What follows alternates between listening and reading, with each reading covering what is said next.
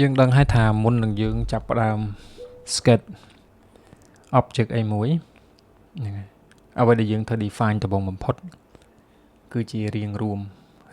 ងាយរបស់វាហើយរាងរួមងាយនោះយើងអាចចាប់ជារាង Ternimate ងាយរង្វង់កោងត្រីកោណអីប៉ុន្តែដែលស្រួលជាងគេគឺ4ជ្រុងណា4ជ្រុងដដែលនឹងឯងអត់មានប្លែកទេ4ជ្រុងជារាង4ជ្រុង easy shape ណា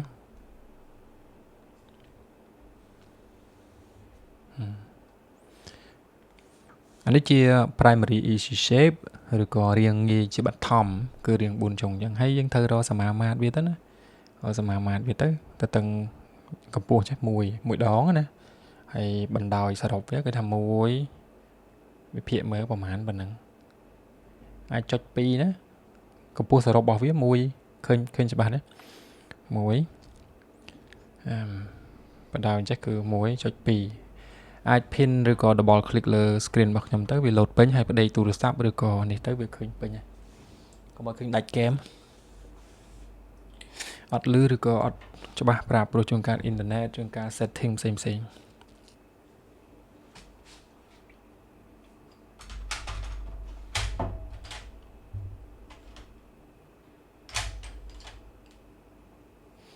ឥឡូវយើងរកprimary easy shape ហ្នឹងយើងតាងលើក្រោមសិនទៅណាកុំតន់តាងឆ្វេងស្ដាំអូខេ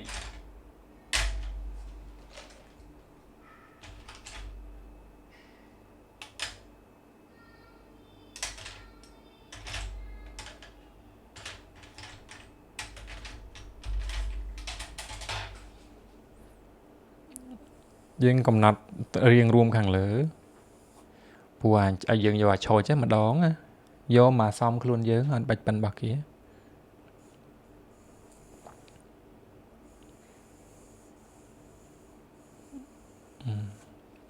អញ្ចឹងបើអញ្ចឹងម្ដងយើងដាក់ផ្ដេកមិនចេះធ្វើមកឲ្យបាន 1.2 យើងកំណត់ឆ្វេងសិនក៏បានដែរ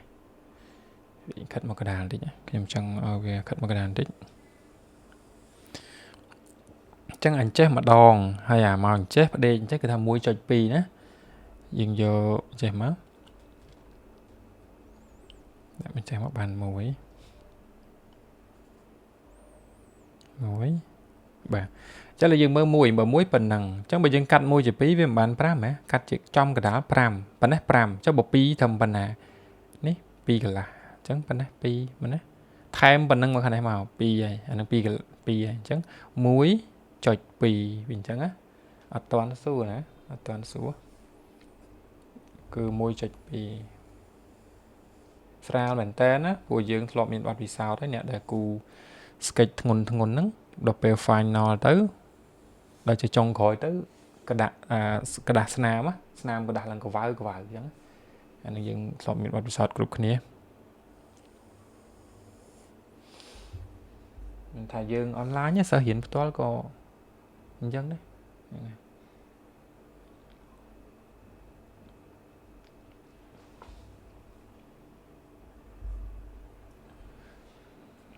កម្ពស់1បណ្ដោយ 1.2 បន្តមកទៀតយើងរកទម្រង់រាងងាយទី2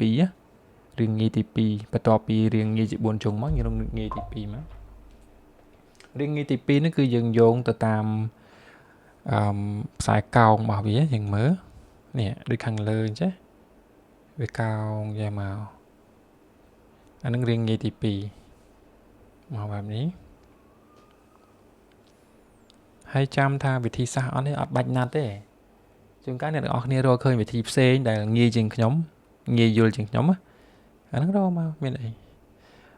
ទៅនឹងនេះខ្ញុំរកចំណុចកដាលមួយចោលសិនពាក់កដាលប្លង់ដាក់ពណ៌លឿងដាក់ពណ៌ហ្នឹងចេះមកចំណុចកដាលឥឡូវយើងរកកដាលរបស់យើងដែរកដាលរូបនេះធ្វើ sketch ធំតិចខ្ញុំចំណាំគូតូចដោយសារ sale ពេលគូធំពេកចាយពេកច្រើនតែបើតូចពេកក៏បាក់ដែរវាជាអៀតបាក់សិក្សាស្វែងយល់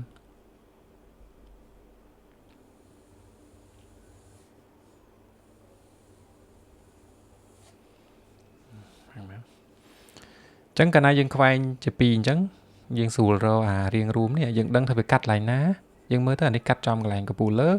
anh đi cắt mình chè chiếc xài con vào nè xài con vào nắng cái này màu đỏ tầm cái này mơ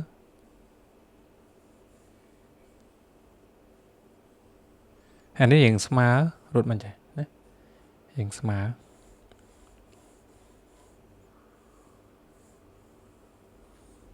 riêng room tipi riêng room nghe tipi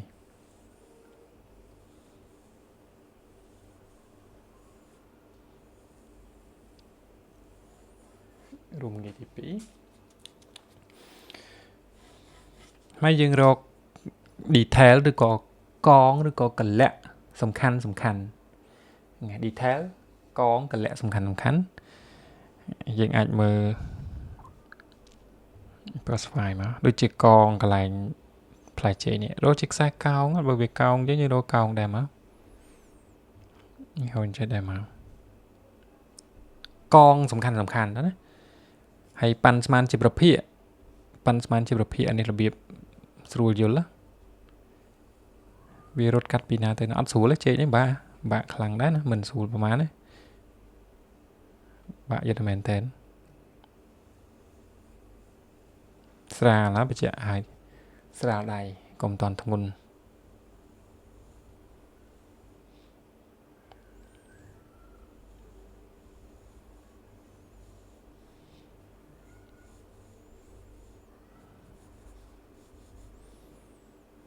បាទចុះបានប៉ុណ្ណឹងហើយគឺយើងចាប់ដើមរកទំហំផ្លែនីមួយរកទំហំផ្លែយើងគ្រាន់តែក្រិតដែនកំណត់វាទេថាដូចផ្លែទី1នេះវាអាចចេញពីនេះកំណត់ទំហំណាពីនេះមកដល់នេះភាពលេចធ្លោរបស់វាយើងមិនរកអាពេញលេញរបស់វាយើងគ្រាន់តែរកភាពលេចចេញរបស់វាអាចប៉ុណ្ណា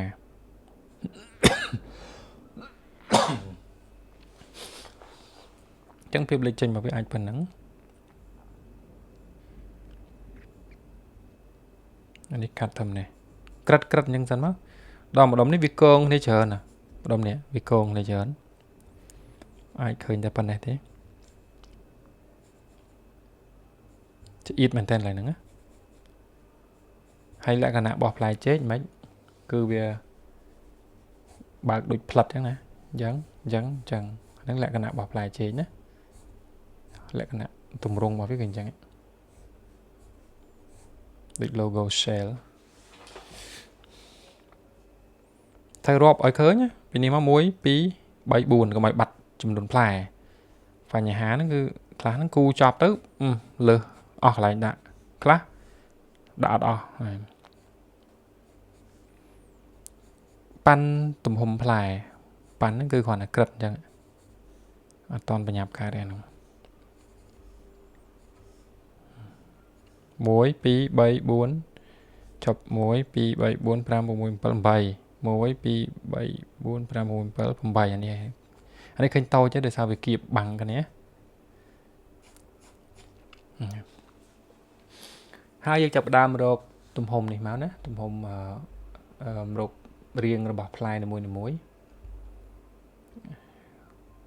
រករាងរបស់ផ្លែនីមួយតែយល់សិនថាលក្ខណៈរបស់ផ្លែហ្នឹងគឺយ៉ាងម៉េចសូមចាំថាយ៉ាងណាក៏ដោយត្រូវរកបដូលរបស់វាសិនបដូលដែលជាអកដានៃផ្លែចេកធម្មតាផ្លែចេកអត់ត្រង់ទេកោងអញ្ចឹងណាកោងអញ្ចឹងគឺអកណ្ដាលរបស់វាហើយយើងកាត់ក្បាលលើប្រវែងលើណាហើយប្រវែងក្រោម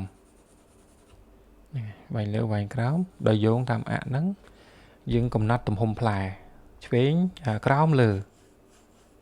ចឹងមកមើលមួយអានេះទំហំផ្លែមកទំហំផ្លែហើយយើងចាក់រៀងឲ្យចេញជាទំរៀងផ្លែមកយកល្អបំផុតគឺដាច់បន្តិចណាទៅខាងលើតម្លាក់មកក្រោមនេះ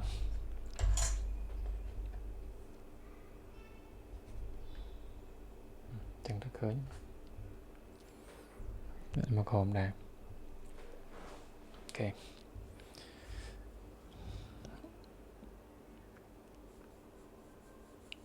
រជារៀងជ្រុងជ្រុងល្អបំផុតសូមកុំតន់រជារៀងមូលឲ្យសោះជ្រុងជ្រុងអញ្ចឹងយើងស្រួលសិក្សាយើងស្រួលគិតណាហើយកាន់ឲ្យវែងអាមូលមានអីបាក់យើងគាត់យកដៃយើងប្រមូលលុបជ្រុងតិចទៅនឹងមូលហើយរឿងមូលអត់បាក់ទេចាប់ជ្រុងមុនហើយនេះចាប់ដើមចេញរៀងខាងចុងនៃផ្លែរបស់វាដូចត្រីកោណជ្រុងជ្រុងចឹងស្រួលមើលនេះខុសពីអាក់គិតតិចកែអាក់មកនេះវិញ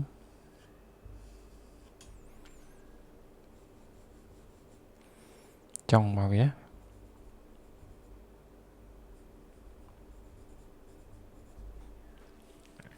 សុបិតងមកវាតងក៏មកវាក៏យើងអាក់ណឡោមទៅតាមអាក់នឹងដែរអត់មានឲ្យមកល្វែកល្វក់ណាមានអ្នករៀនគូខ្លះគូចេះគូយកហ្មងដល់អញ្ចឹងជែកហ្នឹងដូចដលងល្វែកល្វក់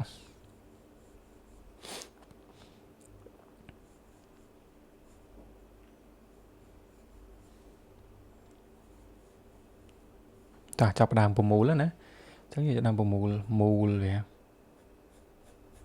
គេណាលុបជ្រុងអត់ពិបាកទេពិបាករឿងចាប់សមាមាត្ររួមដំបងអញ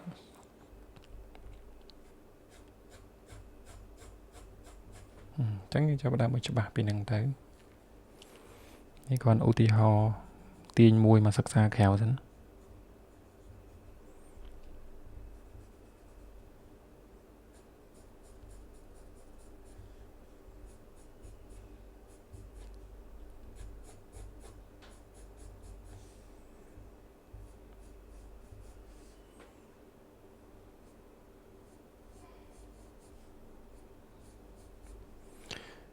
នេះគឺជ្រុងរបស់វាណាជ្រុងចេកចេកណាំវាយយ៉ាងមានជ្រុងតិចអត់មែនមូលដូចចេកពងមាន់អីទេជ្រុងរបស់វាហើយបើចង់សិក្សា contour គេធ្វើអញ្ចេះតែ contour ដើម្បីអីគឺដើម្បីឲ្យដឹងរាងរបស់វាណាយើងគ្រាន់តែវាន់អានេះអកដាលទេនេះ contour របស់វាយើងដឹងថារាងរបស់ផ្លែហ្នឹងមានរាងបែបម៉េចគ្រាន់តែដាក់ខ្សែនោះយើងដឹងហើយមានរាងអញ្ចឹងកៅ contour line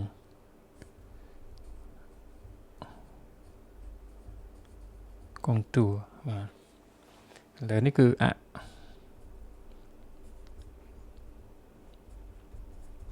កណ្ដាលបានប៉ុណ្្នឹងហើយយើងចាប់ផ្ដើមចូលដាក់រាងរបស់ផ្លែយើងមានទម្រង់រួមខាងក្រៅដែលជា primary easy shape ហើយយើងមានរាងរួមខាងក្នុងដែលជា secondary easy shape រាងងាយទី2ហ្នឹងហើយយើងចាប់ផ្ដើមដាក់ទៅបង្កើតអាក់វាមួយសិនអាក់កដាលអាក់ហ្នឹងក៏មិនមែនថាយើង follow តាមនឹង 100% ដែរណាប៉ុន្តែជាគោលមួយ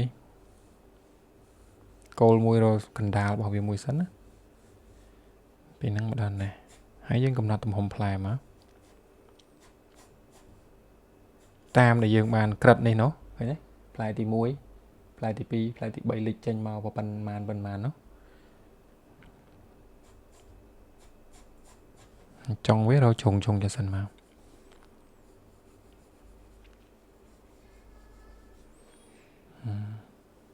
ហើយខាងក្រោមមកដល់នេះខាងក្រោមនេះផ្លែវាមកដល់នេះឃើញទេយើងបានរកខ្សែកោងនេះនោះមើលតន់អស់នេះ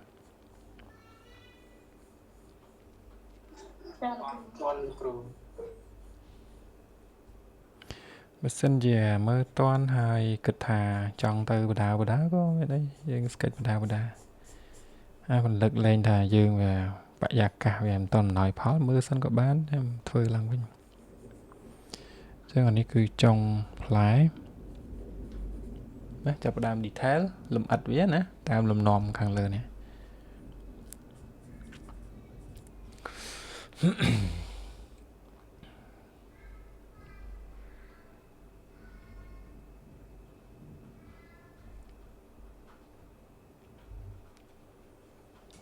ចាប់ជាជ្រុង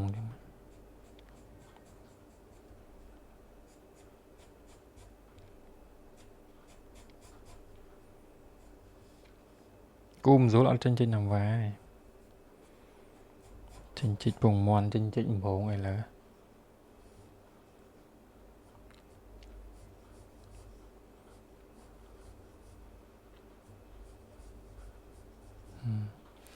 តោះចឹងផ្លែទី2យើងបានក្រិតទំហំផ្លែទី2ប៉ុណ្ណាចឹងរកបដូលវាចិនចង់វានៅណាចង់វានៅកន្លែងនេះប៉ាន់សិនណាប៉ាន់ស្មានសិនចង់វានៅហ្នឹងគល់បដូលនេះណាចឹងយើងរកអកាត់កដាលតួផ្លែហ្នឹងសិនអកាត់កដាលណាមែនតើអត់មានទេមិនយើងបង្កើតណា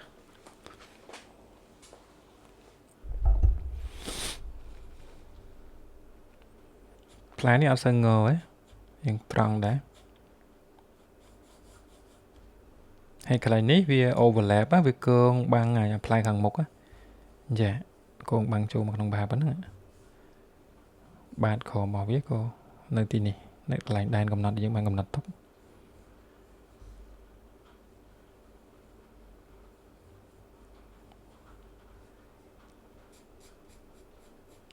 ឯនេះมันដល់លើពេកទេចង់វាប្រហែលជាធំនេះហេយើងចង់ដឹងយើងចោលខ្សែប្រឆិតចានឹងវិធីសាស្ត្របោះវិធីសាស្ត្របោះ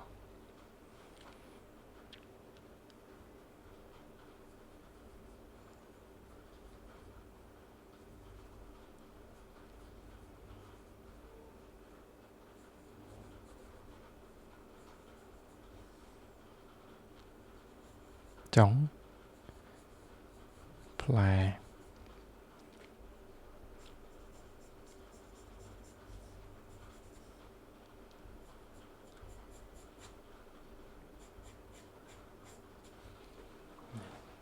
ផ្លែទី2តងខាងក្រោមវានឹងធំដែរអាផ្លែនេះទូឃើញទេទូបីបាំងក៏ដោយប៉ុន្តែខ្ញុំគួរឲ្យចេញមកដើម្បីស្រួលប៉ាន់ស្មានតងនេះ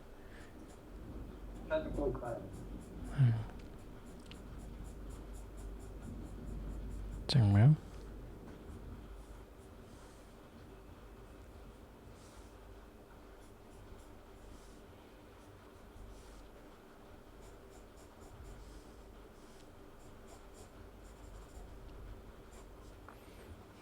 បាន2ហើយផ្លែខាងក្រោយចាំដាក់ក្រោយក៏បានដែរគិតថាដែលលិចចេញមកមុនដំបូងគេជាអត្ថភាព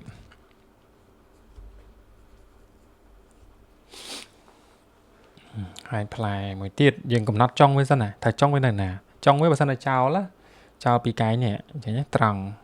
មកអញ្ចឹងយើងចោលចឹងដែរមកក្នុងមុំប៉ុណ្ណឹងដែរមករបៀបប៉ាន់ស្មានហ្នឹងហើយអគុលវានៅគិតគ្នាជាមួយនឹងអាផ្លែទី2ហ្នឹងឯងអត់ទៅឆ្ងាយពីគ្នាទេចឹងលេចចេញប៉ុណ្ណាលេចចេញបែបប៉ុណ្ណេះរៀងត្រង់ណាផ្លែហ្នឹងរៀងត្រង់ហើយរៀងត្រង់អត់សូវកោងទេហើយចេញបន្តិចទេវាបាំងវាបាំងអាផ្លែទី2នេះផ្លែទី3ហ្នឹង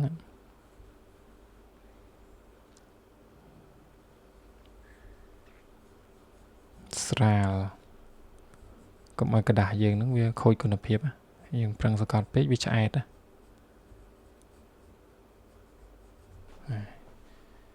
ចង់វាទៅដល់ណាមកដល់ណា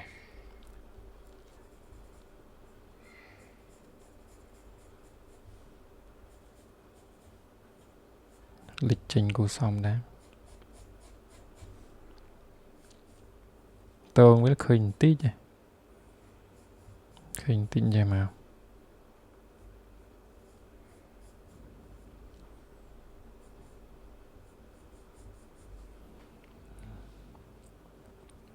ចង់វាគូវាសំគូធ្វើឲ្យចេញជាជែកណាំវ៉ា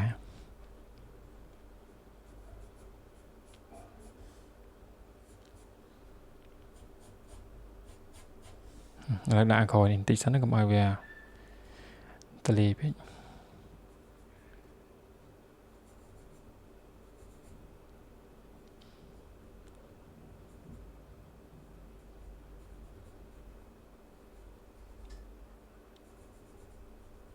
ចេញ2ណានៅក្នុងក្រោយនេះ2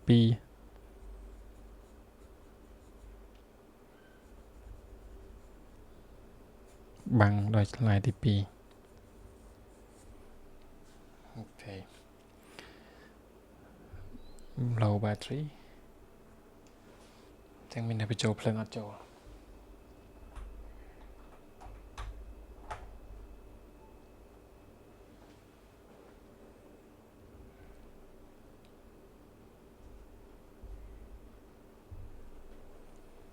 bạn dự đuôi phơi mà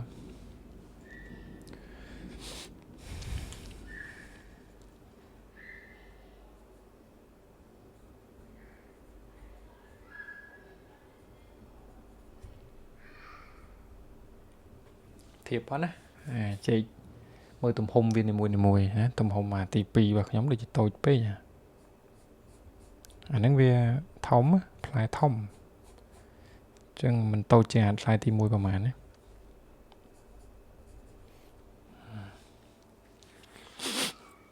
thời tiết hồi nãy dương ban đau rồi nè dương ban đau tùm hông này mùi rúi nhá dương sợ bà ròm kháng ấy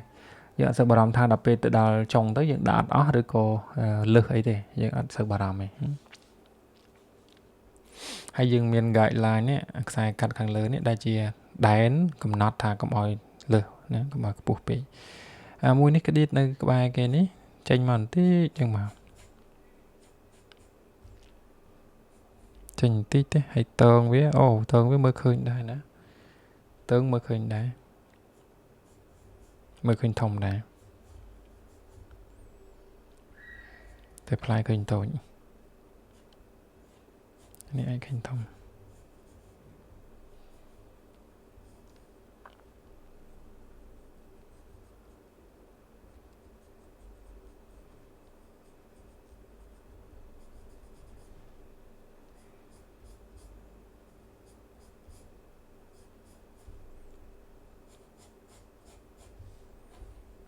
อะไรยืงโจพลายโมยปีใบบุญพรำพลายที่พรำเราจองไว้สั่นเราแดนตีจองไว้นั่นแต่ไหนกูเรียนนึกแต่ไหนเราอะไว้สั่นจังอะจังสั่นมั้ยให้บิลเรียงตำหงของสนามเว้ช่วยสนาม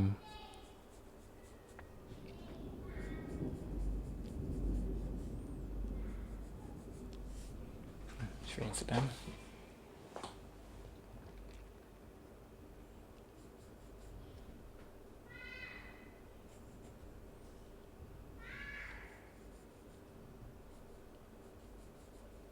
จองไว้ดิมดันเลยด้วยนะจองทำนี่ฮะ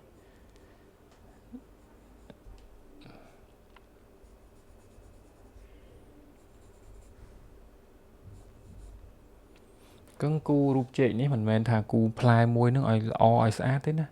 คือถ้ากูพลายมวยนึกก็ต่อพลายมวยเตียนต้าเวียสะมาขเนี่ยอัดเมื่อตั้งหัดโดยจีมันขนมสนัดแต่มวยหรืออัด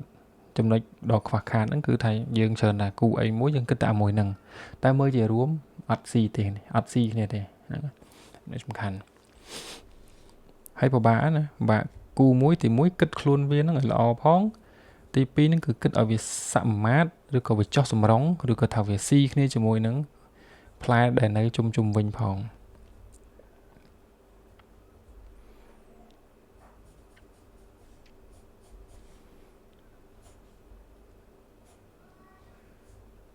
ចឹងនេះលួចខិតមកលើបន្តិច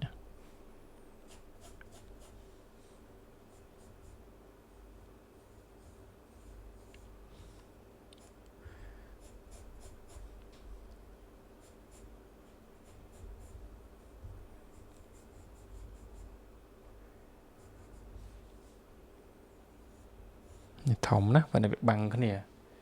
មិនតូចទេតើមកផ្លែខាងនេះអានេះខ្ញុំសឹកចេះថាអាចរកពីខាងស្ដាំនេះមុនទៅក៏បានដែរហើយយើងទៅដល់អាចចុងបំផុតមកមុនវិញឬក៏យើងព្រៀងចឹងហើយយើងព្រៀងចាប៉ាន់ស្មានជាមុនណាប៉ាន់ទាំងអស់ហ្មងកុំចាំធ្វើមួយហើយមិនធ្វើមួយទៀតប៉ាន់ទំហំទុកចឹងចឹងនេះគូតែចូលមកជានេះទៀតចង់វិញទៅនេះ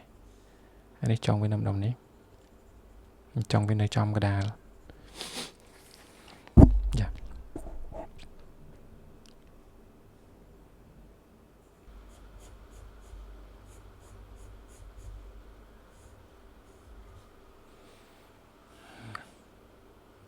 អត់អាចប៉ិនគ្នាទេណាព្រោះវានៅមុខអៀងប្រឆិត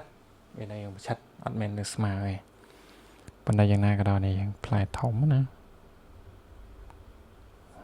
នៅក្រោយប៉ុណ្ណឹងនៅឃើញធំ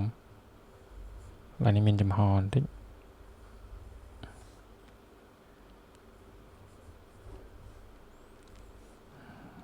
ឡើយនេះអត់ពិបាកទេវាគាត់នៅកន្លែងគេកាត់ស្និតចេញណាកាត់ចេញពីស្ទង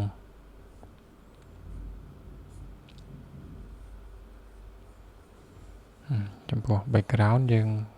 មិនចាំយកតាមរូបក៏បានដែរយកស្មើមក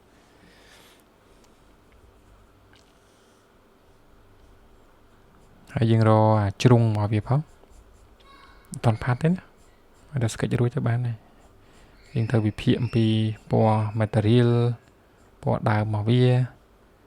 យើងត្រូវវិភាគអំពី light shadow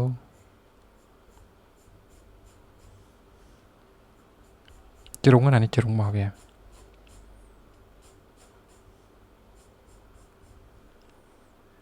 ជ្រុងចេក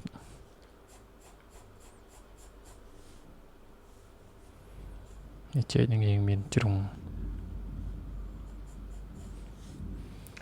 ចាចឹងថ្ងៃហ្នឹងបានធ្វើ sketch ទេមានអីចង់សួរ sketch ហើយគឺយើង clean ទៅណា clean up តិចទៅ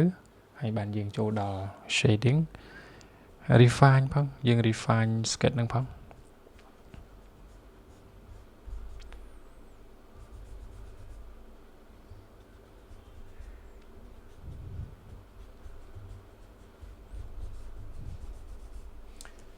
ចឹងដូចជាអត់អីហ៎អាចទៅបានណា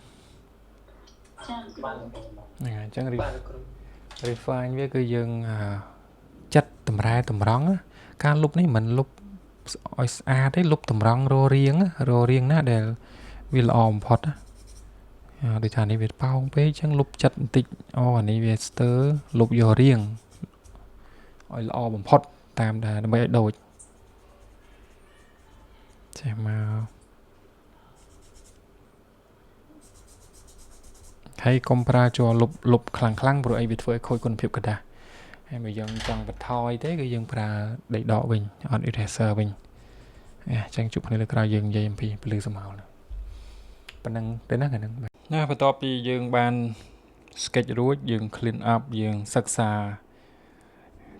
យើងចាប់ផ្ដើម shading ការផាត់ហ្នឹងមានចំណុចជាច្រើនដែលយើងត្រូវវិភាគណាទី1អំពី local value ស្អីជា local value ពាក្យថា value គឺការមើលសម្លឹងជា gray scale ជាសខ្មៅគាត់ណាស្វែងយល់អំពីតម្លៃធ្ងន់ស្រាលអានឹង value ឧទាហរណ៍ដូចជាយើងមានពណ៌លឿងហើយនិងពណ៌ក្រហមដូចជាសំទោសពណ៌លឿងហើយនិងពណ៌បៃតងណាធ្ងន់ជាងបៃតងធ្ងន់ជាងលោកគ្រូដូច្នេះគេនិយាយថាពណ៌បៃតងមាន value ធ្ងន់ជាងពណ៌លឿងនឹងឲ្យ value សំដៅដល់តម្លៃធ្ងន់ស្រាលបើយើងអាចប្រែក៏បានដែរប្រែថាសំនៀងមិនក៏ហៅទៅសំនៀងដូចភ្លេងទៅវិញដែលហៅសំនៀងនេះគឺយោងទៅតាមភាពឡើងចុះព្រោះ value มันសំខាន់ថាធ្ងន់ប៉ុណ្ណាស្រាលប៉ុណ្ណាទេសំដៅដល់កម្រិតធ្ងន់ស្រាលឡើងចុះអញ្ចឹងទី1គឺយើងស្វែងយល់អំពី local value local ហ្នឹងប្រែថាតំបន់ឬក៏មូលដ្ឋានណាយើងចង់សំដៅដល់ពណ៌ជាមូលដ្ឋានឬក៏ទម្ងន់ជាមូលដ្ឋានរបស់វានៅក្នុងនេះបើយើងនិយាយពីពណ៌ដើមនៃអង្គធាតុពណ៌ដើមនៃផ្លែចេកនេះពណ៌ដើមតែមកកុំនិយាយរឿងពលឺស្មោលមានលឿងណាលឿងមានបៃតងហើយចុងវាមិនចុងខ្មៅមានជាំខ្មៅណាកុំនិយាយរឿងដែលជាំរៀងពណ៌លឿងរៀងធ្ងន់នេះអានោះវាគ្រាន់តែផ្នែករបស់ពណ៌លឿងឯងអានោះគឺជាផ្នែករបស់ពណ៌លឿងឯងចុះគុលស្និតនេះរៀងកម្ៅដែរដោយសារជាំវាគណៈគេកាត់ទៅវាមានចេញជ័រអញ្ចឹងបើនិយាយពី local value គឺមាន yellow green black ណា yellow green black លឿងធ្ងន់ប៉ុណ្ណាទៅលឿងបើសិនជាយើង convert វាទៅសខ្មៅអត់ធ្ងន់ណាស់ទេស្រាលទេមែនណាបើនៅលើវងពណ៌បើនិយាយពីពណ៌ដែលស្រាលបំផុតគឺលឿងហ្នឹងឯង local value ទី1គឺស្រាលជាងគេលឿង yellow សេខ្មែរចា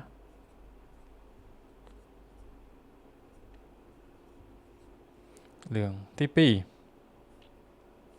ធ្ងន់ជាងលឿងគឺបៃតងណាបៃតងដែលជាប់លឿងហ្នឹង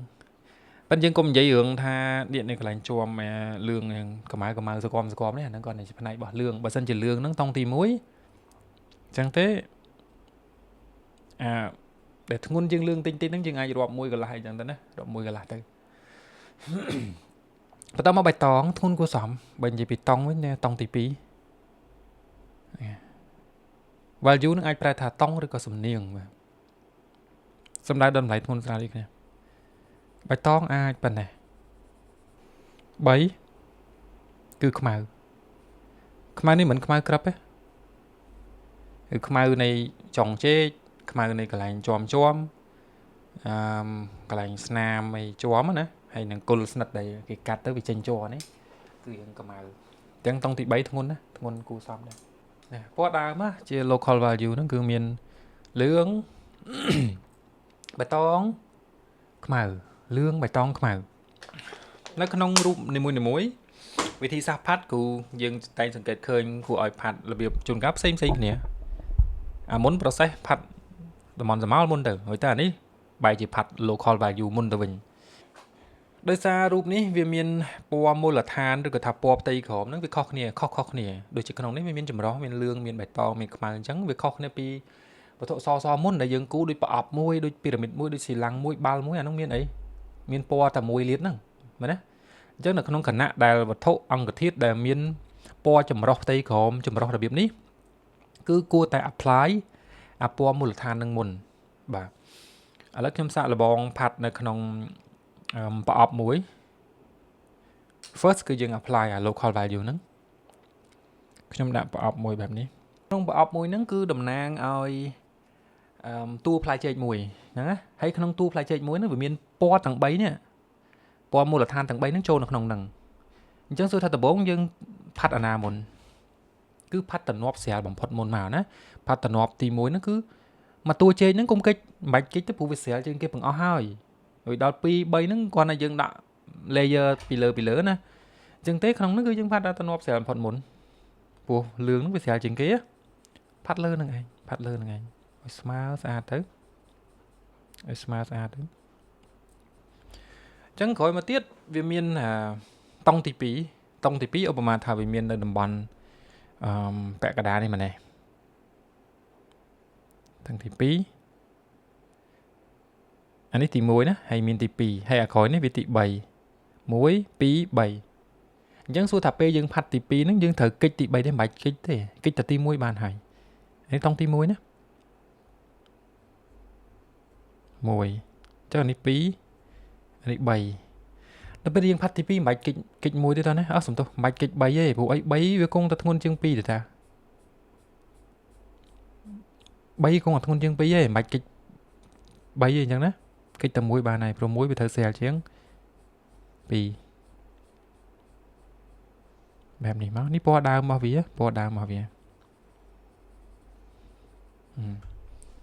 តង់ទី1តង់ទី2តង់ទី3ឥឡូវតង់ទី3ម្ដងនេះតង់ទី3នេះមកនេះធ្វើដាក់ឲ្យធ្ងន់បំផុតឲ្យធ្ងន់ជាង2មកទៀតណាឲ្យធ្ងន់ជាង2មកទៀត3ដាក់ពីលើ2ហ្នឹងឯងយើងផាត់ជាស្រទាប់ layer ណា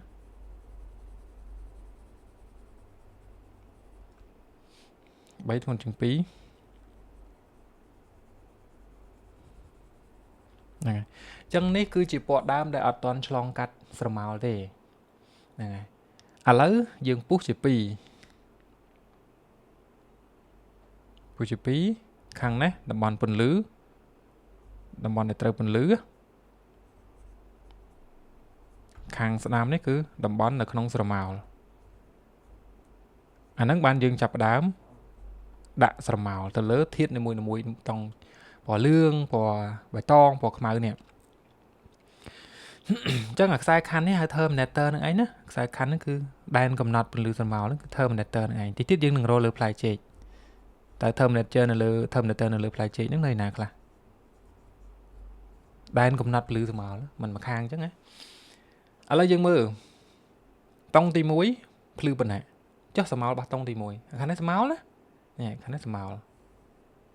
នេះខាងនេះស្រមោលតើស្រមោលបោះតុងទី1ប៉ុណ្ណាទៅឥឡូវយើងគិតមើលបើសិនជាតុងខ្លួនឯងតុងដើមមកវាគឺ1ស្រមោលវាអស់ឲ្យធ្វើ1កន្លះណាធ្វើ1កន្លះអត់កុំឲ្យដល់2យល់ទេកុំឲ្យដល់2អញ្ចឹងយើងផាត់ធ្វើម៉េចឲ្យធ្ងន់ជាង1បន្តិចស្រមោលបោះតុងទី1ណាធ្ងន់ជាងបន្តិចកុំឲ្យដល់2ណាព្រោះនេះ2ហើយចុះដល់ស្រមោលទី2អញ្ចឹងអានេះប្រហែលជា1កន្លះស្រមោលរបស់1ប្រហែលជា1កន្លះចុះស្រមោលរបស់2ប្រហែលជា2កន្លះកុំឲ្យដល់3យល់ទេកុំឲ្យដល់3អានេះតុងទី1នៅក្នុងពលឺនេះតុងទី1នៅក្នុងមលុបណាអានេះតុងទី2នៅក្នុងពលឺនេះតុងទី2នៅក្នុងមលុបតុងទី3នៅក្នុងពលឺតុងទី3នៅក្នុងមលុបខុសគ្នាអញ្ចឹងណានេះអាចដល់3កន្លះស្រមោលពន្លឺមកខាងម្នាក់ស្រមោលពលឺមកខាងម្នាក់ដែនកំណត់វាគឺ terminator ដំណាក់កាលដំបូងគឺ apply ដាក់ shadow side នេះអញ្ចឹងយោងតាម flow របស់យើងនេះតែយើងគួរដាក់យ៉ាងម៉េចមួយទៀតយើង refine shape ផងណាយើង refine នេះមានន័យថាយើងសម្អិតសម្អាងឲ្យប្រកាសជាក់ច្បាស់ថាយើងយកមួយណាហើយមួយទៀតខ្ញុំមិនដែលបានប្រាប់នៅក្នុងគណៈដែលយើងត្រូវដាក់ដៃលើកណូពេលដែលយើងដាក់ដៃលើកណូយើងគួរតែដាក់กระดาษស្អាតមួយទ្រាប់ដៃណាកុំយកដៃទៅដាក់លើអញ្ចឹងទេវល់ហើយដាក់กระดาษមួយទ្រាប់មិនចេះមកដើម្បីជៀសវាងការពណ៌ហ្នឹងវាច្បល់ជួបគ្នាខ្មៅដៃវាចេញមកហើយយើង refine រៀងវាបន្តិចចិត្តឲ្យស្រួចមកมันមានន័យថាត្រូវឲ្យដិតខ្លាំងទេដូចទុំខ្ញុំឃើញ sketch នោះដិតខ្លាំងពេកហ៎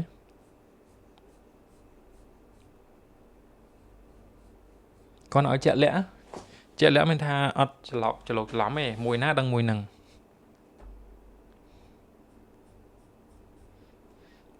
ដឹងប្រកាសថាយកខ្សែមួយណាអូខេខ្ញុំនឹងបង្ហាញត្រឹមតែ1ផ្លែឬ2ផ្លែទេណាព្រោះពេលវេលាបាទប៉ុន្តែ1ឬ2ផ្លែហ្នឹងវាជាលំនាំទាំងអស់ហើយអាចជាប្រហែលជា3ផ្លែនេះ4ផ្លែទាំងក្រោយតូច2ឥឡូវយើង apply ពណ៌តំណប់ដបងនេះពណ៌តំណប់ដបងនេះដែលយើងនិយាយថាវាត្រូវពេលដែលយើងដាក់ពណ៌ដែលស្រាលបំផុតគឺដាក់ទាំងអស់មិនអញ្ចឹងហ៎ដាក់ទាំងអស់មកតួផ្លែហ្នឹងដាក់ទាំងអស់មកតង់ស្រាលបំផុតណាហើយខ្មៅដៃអាចជា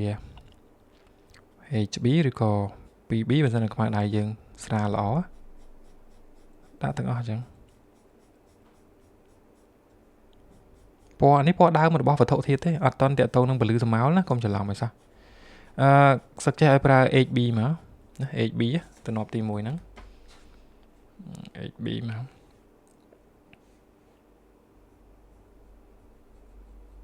កុំធ្ងន់ពេកណា HB ទៅបានណាហើយផាត់ឲ្យ smooth ម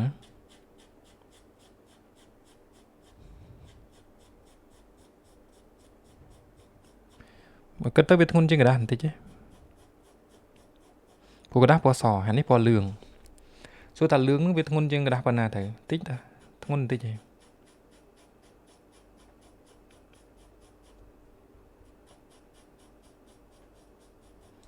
ដាក់ទាំងអស់តែហ្មង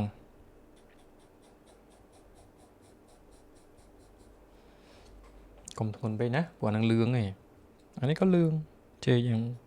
ទុំ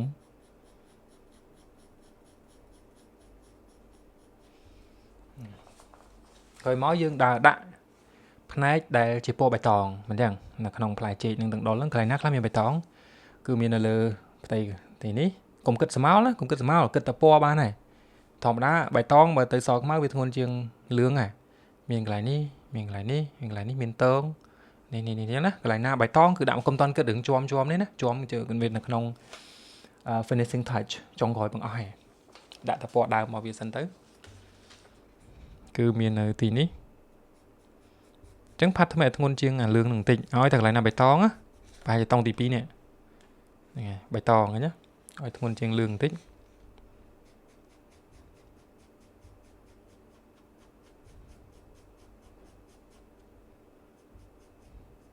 ឲ្យតែបៃតង ថងនៅកន្លែងណាមិនមែនបៃតងកុំធ្វើវាកុំតន់ធ្វើវាខាងនេះមកដល់តងគឺបៃតងផាត់ឲ្យធ្ងន់ជាងលឿងបៃតងយើងអាចមានអារម្មណ៍ថាវារៀងខ្មៅមែនកុំច្រឡំណាអានេះដោយសារយើងមិនតន់ផាត់ជំរឿនេះឲ្យខ្មៅដិតខ្លាំងទេតែមានអីធ្ងន់ជាងវាទៅយើងលេងគិតថាវាធ្ងន់ដែរអានឹងមកដោយសារយើងអត់មានអីធៀបកន្លែងនេះក៏បៃតងដែរចិត្តឲ្យស្រួចបានយើងស្រួល control ណាគូឲ្យត្រឹសតិចទៅណាគ្នាយើងខ្ញុំគូធំបានទេពេលវេលាខ្លី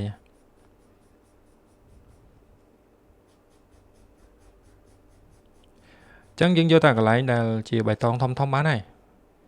អាណាប៉ែប៉ក់អីឆ្លកអីហ្នឹងគឺចាំ detail ចាំនៅក្នុងផ្នែកលម្អិត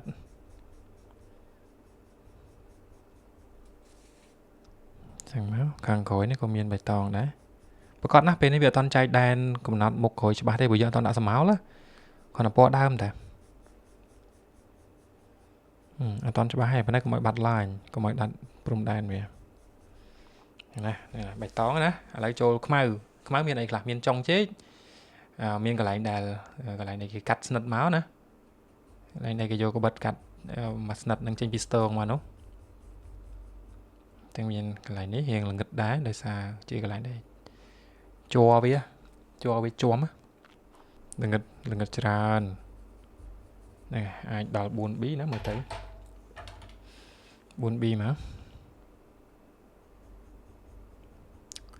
ក៏មិនតាន់ detail យកមក realistic អីពេលហ្នឹងដែរឃើញនៅក្នុងនេះស្មៅខ្ញុំមិនតាន់ដាក់ផងដាក់តែ local គឺថាដាក់ local គឺ local ហ្មងវិភាគតែ local ទេ local value របស់វាបើជាពណ៌គេហៅ local color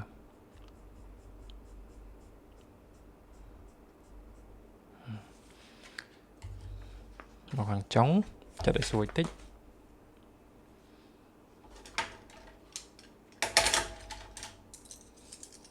កុំភ្លេចណាខ្មៅដៃគេថាត្រូវឆាបឲ្យស្រួចបានយើងគូទៅវាចំ target ចំគោលដៅយើង comfortable ក្នុងការ shading ឬក៏ detail fine detail ឲ្យស្រួចណាកុំស្ដាយដើម្បីឲ្យស្រួចចឹងមកហើយកដាស់ចឹងយើងទ្រាំដៃចឹងមកហើយកុំរុះវាកុំរុះអញ្ចេះតែមកយើង lift up យើងលើកវាអញ្ចឹងកន្លែងដែលខ្មៅមានចុងនេះខ្មៅហ្នឹងមិនបលឺស្មៅអីអាហ្នឹងពណ៌ដើមរបស់វាពណ៌កំណើតមកពីនីកំណើតវាគឺវាខ្មៅ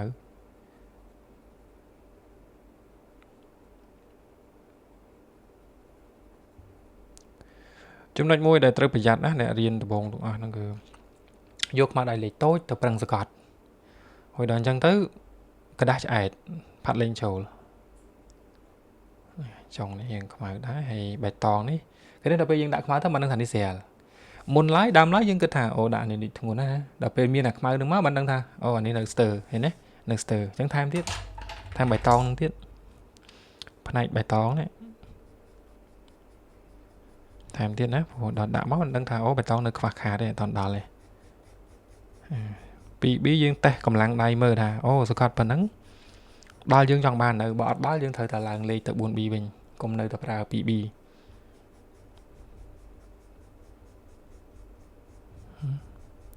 2B ចុងនោះ 4B មិញណាអានេះ 2B នេះអាចថែមទៀតណា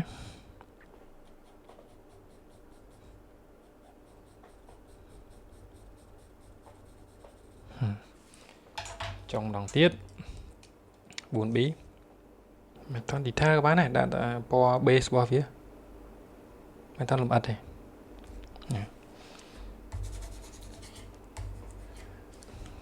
ក្រោយនេះក៏ដែរពណ៌ដើមរបស់ពីនីរបស់វាពណ៌កំណើតរបស់វាមិនតាក់ទងនឹងពលឺស្មៅទេទោះបីត្រូវពលឺវាត្រូវខ្មៅដែរព្រោះកំណើតដូចខ្មៅ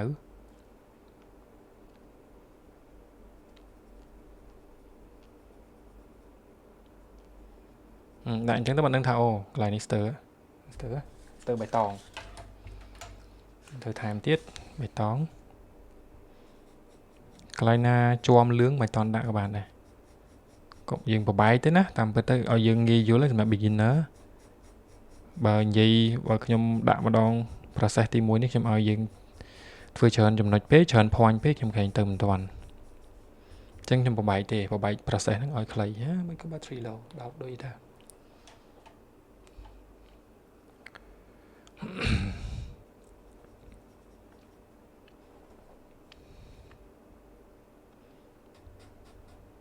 ប៉ុណ្ណឹង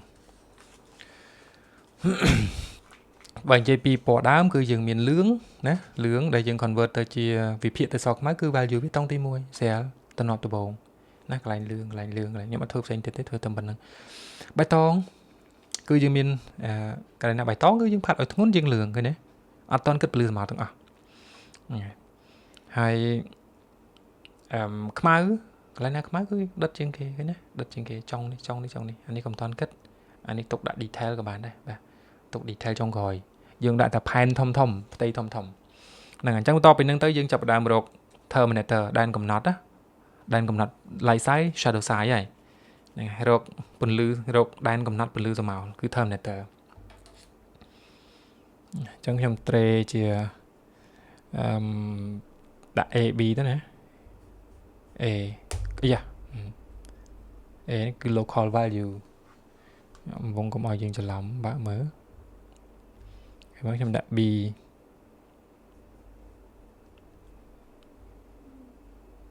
គឺរក terminator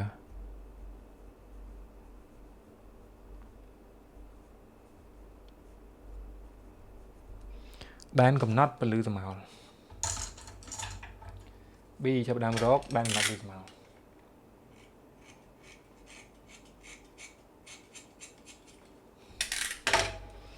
គឺមាន light size និង shadow size ខាងទៅពន្លឺនិងខាងនៅក្នុងម្លប់អញ្ចឹងណាហើយយើងដឹងណា light size ក្នុង shadow size គឺមានអីខ្លះឥឡូវកុំតនិយាយអញ្ចឹងយើងនិយាយរឿងត្រូវពន្លឺនិងអត់ត្រូវពន្លឺនេះដោយសារខ្ញុំយកតែ3 4ផ្លែនេះមកវិភាគអញ្ចឹងបើអ្នកនរគ្នាគិតដល់ណាត្រូវមើលតាមនឹងជាក់ស្ដែងសម្រាប់ផ្លែទី1នេះយើងឃើញយ៉ាងម៉េច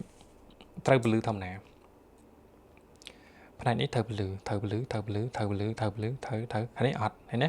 អត់ចឹងធម្មតាហ្នឹងឯងកាត់ធម្មតាហ្នឹងឯងកាត់ដែនព្រំដែនដែលត្រូវនឹងអត់ហ្នឹងឯងកាត់ចំដែនកំណត់នេះអាត្រូវនឹងអាមិនត្រូវហ្នឹងឯងហ្នឹងធម្មតាណាអញ្ចឹងយើងកំណត់ចំណាំនេះគឺធម្មនេះ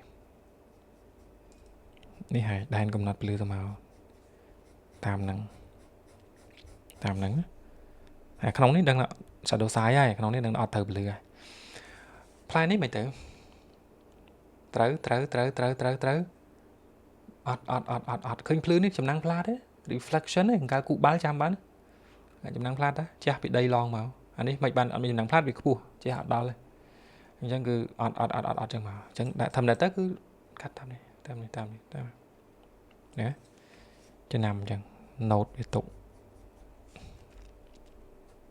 ចឹងនេះត្រូវណាកុំច្រឡំនេះត្រូវហើយផ្លែ2ផ្លែក្រោយមិននិយាយអត់មានត្រូវពន្លឺទេនៅក្នុង shadow size ហើយហើយមកយើងរក cast shadow យើងដឹងហើយ shadow size ចែកជា2អញ្ចឹងហ៎ shadow size ចែកជា2ទី1គឺអីគេស្មើលើ object ហៅអីស្មើលើដីហៅអី form លឺបងប្អូននេះ cast shadow និង form shadow អាហ្នឹងគឺនិយាយពី shadow size អញ្ចឹងនេះឯង form shadow នៅលើហ្នឹងឯងចុះ cast shadow គឺនេះនៅលើដីនេះយើងត្រូវតែ define វារកវាចឹងមកនេះឯងរៀងមកវាទីតាំងវានៅហ្នឹងហើយអានេះគឺរត់មកចឹងមកណាហ្នឹងហើយ shadow size ខាងក្រោយយើងអាច estimate ក៏បានដែរមិនបាច់ចាំទៅដល់ក្រោយទេអានេះយើងយកតាមរៀងរបស់ផ្ទៃត្រតាមរូបនឹងមែនតើគឺអញ្ចឹងតំបន់នេះគឺ shadow size អញ្ចឹងយើងចាប់ផ្ដើម block in shadow size ហើយអានេះយើងរក terminate ឃើញហើយយើងចូល C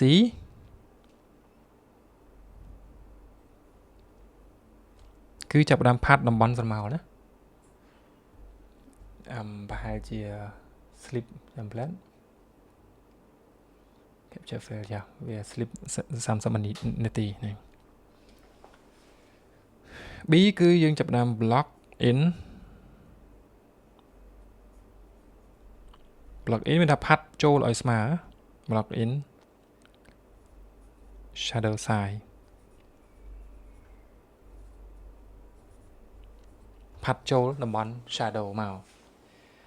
តំបន់ shadow នៅណាខ្លះនៅលើនេះអញ្ចឹងយើងចាំបានណាអានេះពណ៌លឿងអញ្ចឹងបើសិនជាស្មោលពណ៌លឿងអស់ហើយបើថាពណ៌លឿងមួយស្មោលពណ៌លឿងមួយកន្លះឃើញទេដល់កន្លែងណាដែលមានពណ៌បៃតងឲ្យតែបៃតងនៅក្នុងមួយលុបវាអាចទៅដល់2កន្លះយល់ទេដល់ពេលកន្លែងណាពណ៌ខ្មៅអាស្មោលរបស់ខ្មៅនឹងអាចទៅដល់3កន្លះអាចយល់បានទេកន្លែងហ្នឹងជាការ comparing គឺជាការប្រៀបធៀបហើយគិតលេងអត់ចេញដែរណានោះក៏គិតមែនតើគិតលេងអត់ចេញទេតោះគិតមែនតើអញ្ចឹងគូរូបនេះមិនចេះតែគូឲ្យឃើញរូបទេណា understanding យល់អីចេះអីយល់យ៉ាងម៉េចពូយល់មិនធ្វើអញ្ចឹង what you understand is what you do អញ្ចឹងត្រូវយល់ឲ្យត្រូវសិនឥឡូវយើង block in shadow size ចំហៀននេះ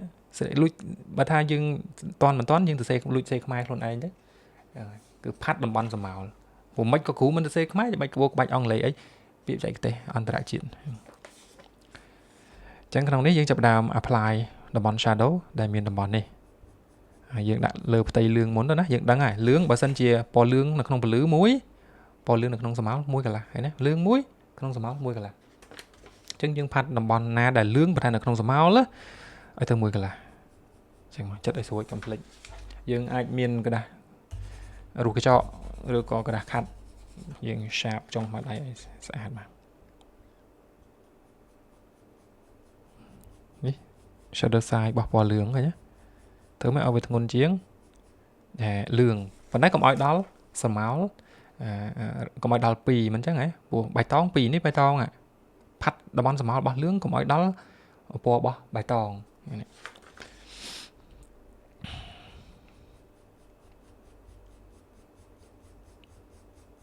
ហើយស្មើស្អាតមក smooth សិនរឿង still ផ្សេងក្រោយអានេះចំណាំងផ្លាតដែរណានេះកន្លែងនេះចំណាំងផ្លាតឡងពីផ្លែចេកមួយនេះទៅចឹងຕົកបន្តិចទៅមិនណារៀងធ្ងន់ស្មោលរបស់លឿងនេះណាកន្លែងនេះស្មោលរបស់លឿងកន្លែងនេះរៀងធ្ងន់ព្រោះវាកឹបណាកណ្ណាកឹបវាមានអក្សរឬក៏យើងហៅ ambient occlusion ដែលជាប់ជាមួយអក្សរហ្នឹងកន្លែងដែលកឹបផ្អឹបផ្ទៃ2កឹបគ្នា 2B ណាសំខាន់នេះ 2B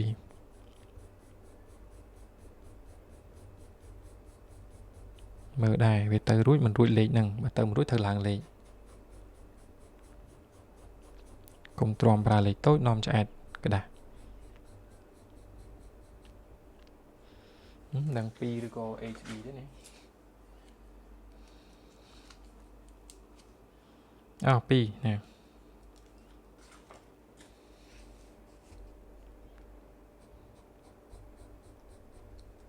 កន្លែងកັບមានអក្សរណាមានអក្សរ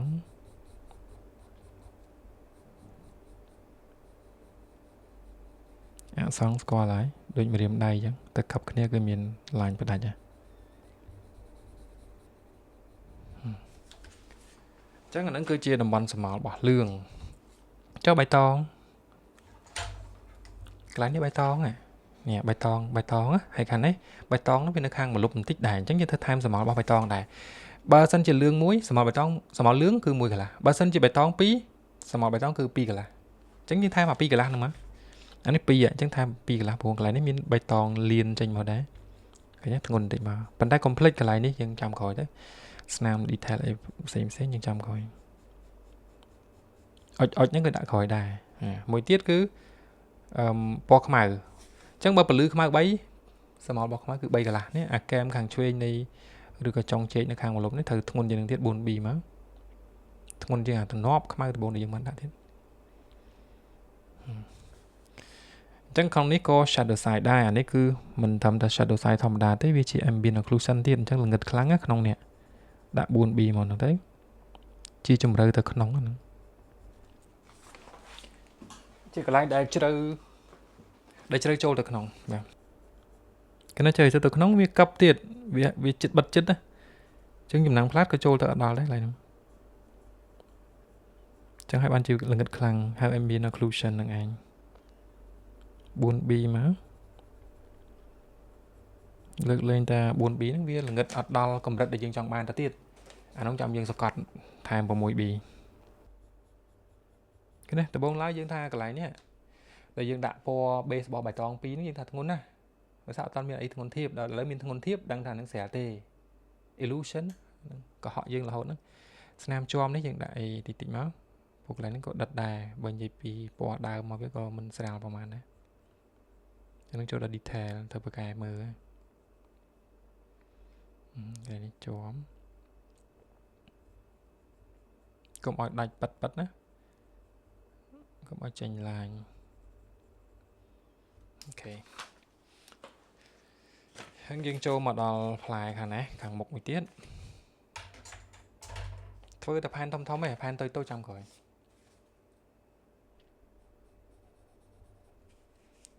អានេះគឺលឿងក្នុងពលឺអានេះគឺលឿងក្នុងម្លប់ដឹងហើយលឿងក្នុងពលឺមួយលឿងក្នុងម្លប់គឺមួយកន្លះអុចបៃតងអានេះចាំក្រោយមានចំណាំងផ្លាតណាឡើយនេះមានចំណាំងផ្លាតអាចមកមួយវិញឬក៏មិនដល់មួយក៏មួយកន្លះដែរនេះក្នុងម្លប់ទុកហាក់ចំណាំងផ្លាតតិចព្រោះផ្លែនេះមានចំណាំងផ្លាតដំដាននេះចំណាំងផ្លាតគឺពន្លឺដែលជះឡងត្រឡប់ពីដីមកវិញ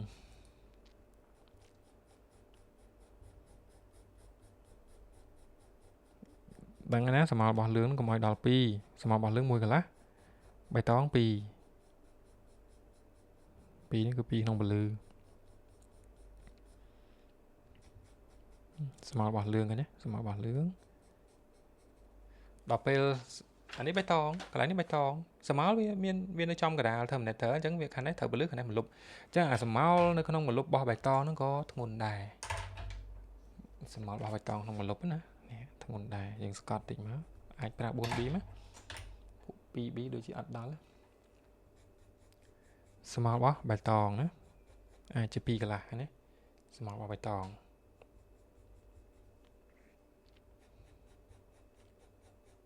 អុចកុំតាន់គិតកន្លែងក៏បៃតងដែរស្មោលរបស់បៃតងហើយស្មោលរបស់ចុងខ្មៅខាងស្ដាំនេះគឺខ្មៅត្រូវពលឺអញ្ចឹងខាងឆ្វេងគឺខ្មៅនៅក្នុងម្លប់ខាងឆ្វេងណាអញ្ចឹងដិតជាងខាងស្ដាំបើ4ហ្នឹងមើលទៅអស់ធ្ងន់ហើយគឺថែមទៅដល់6ទៅ 6B ទៅអញ្ចឹងនេះស្នាម detail ខាងចុងជែកបន្តិចចុះខាងក្រោយមិនដែរក្រោយហ្នឹងកាន់តែធ្ងន់ដែរព្រោះវានៅបាំងណាវានៅក្នុងម្លប់ហើយវាវាហាយវាត្រូវបានបិទបាំងពីចំណាំងផ្លាតផ្សេងព្រោះវាកាប់កលៀតនៅខាងក្នុងអញ្ចឹងយើងធ្ងន់ច្រើនជាងគេហើយមានអានោះឯងដើម្បីរំលេចផ្នែកនេះចេញឲ្យផុសមកអានោះល្ងិតហើយបានរំលេចអានេះចេញមកចឹងយើងសកត់ធ្ងន់បើអត់ដល់ទេគឺ 4B ចឹងឲ្យស្រួចចុងល្ងិតទៅនឹងក្នុងម្លប់ហើយអត់មានចំណាំងផ្លាតទៀតធ្វើម៉េចឲ្យសកត់ឲ្យធ្ងន់ដើម្បីរំលេចអាផ្នែកផ្លែចេកមុខនេះឲ្យផុសឡើង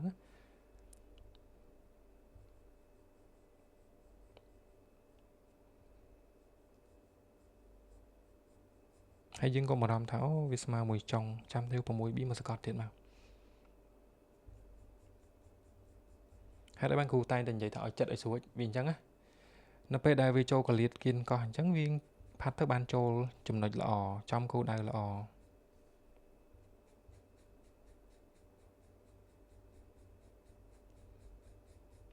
កន្លែងនេះក៏ចំណាំងផ្លាតដែរងឹតខ្លាំងខាងក្រោយអត់ងឹតខាងមុខអត់ឆ្លោះទេ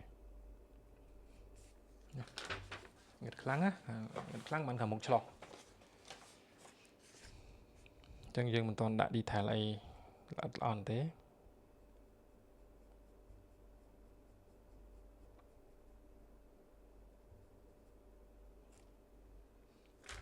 ឡូវយើងដាក់ស្មៅលើដីស្មៅលើផ្ទៃដីនេះណាយើងហៅថា shadow ហ្នឹងស្មៅលើ object គឺ form ស្មៅលើដីគឺ cast Xem mà lực đấy hay thòng đá còn lại là vật thụ cặp mùi tay đấy hay ấy nồng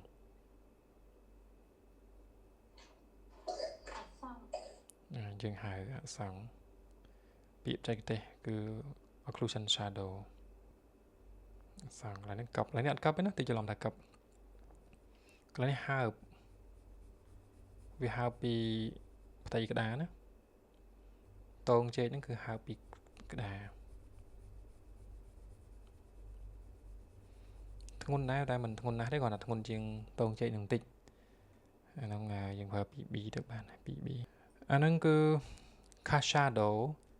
bạn này còn là bởi cái số thả tác mấy ban cast shadow đây ta này mấy câu việc ạt là ngất đôi chẳng khẳng nông nắng đôi sang khẳng nông nắng cứ chỉ ambient occlusion chẳng á pro ấy vì hai pi reflection tầng lại tầng vuông đại chung với nó ambient anh phần lư ambient tầng on nó việc ai trôi được khăn nắng bán của lại nó chỉnh lọt tồi pe chứ vậy đấy ban chia cast shadow trăng nắng còn ngất đại xá vì râu nó ambient occlusion vì là không tí bật chỉnh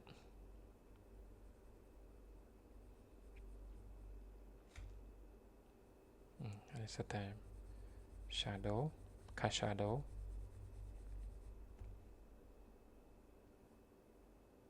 cái này ní hiện cấp đời xa ambient occlusion được ngày ban giờ cái này cấp hiện đất đọc về mọi ngái hiện xả cứ đời xa ambient occlusion được ngày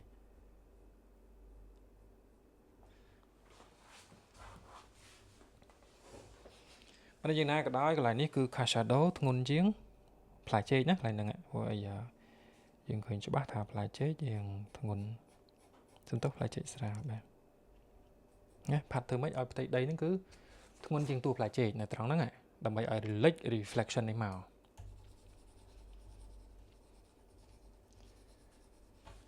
vô thà mấy bàn iPad mỏ thổi từ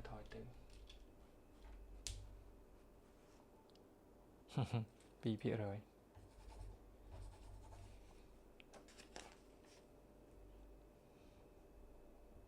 chẳng mà khỏi cứ xả tới nữa cả shadow thằng nằng đó mà ngay má chê chứ tụi chê cứ thun chừng shadow nằng bình pro ấy cả na sầm màu lửa đấy tới ngay tới video ở tập pi reflection pin chang máu cái này switch switch value vì đồ nè đồ contract nè bị chết sầm máu thun chừng tụi chê tới ngay sầm máu xẻ chừng tụi chê bình đam lá dương ở cái lại chê lại ní plưới mà nè tại sao càng khó nữa ở tầng ngực tầm bứt lại ní dương phạt à sầm máu đó ăn men xó đó để cho làm thật tục đà sò tại sao dương phạt càng còn ngực tới nó bị phò lằng mà hay background này dương mạch pra thôn các bạn này phụ cả là subject dương thôn hai background dương lên xào mình còn là dương phạt cầm oi thà mới tới bị oxy xong vậy này nè phạt cầm oi odd gì luôn tới còn bạch phạt các bạn vì thôn đấy nè subject dương thôn đấy cho background thì bạch lên thôn này tiếp coi mới dương chập đam lên nhà snap detail ấy xem nhá anh ấy trong sân khai vậy cứ sắc xa tại phần này thì snap detail ấy xem những dương mơ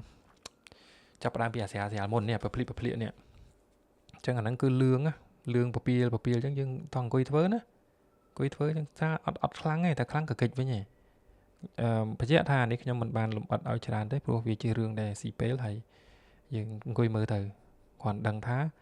bờ nó không một lúc bị ai khơi kháng bờ sinh nó không một lưới bị khơi tịch nó rương bắt đầu chứ rương detail trong gói final touch và finishing touch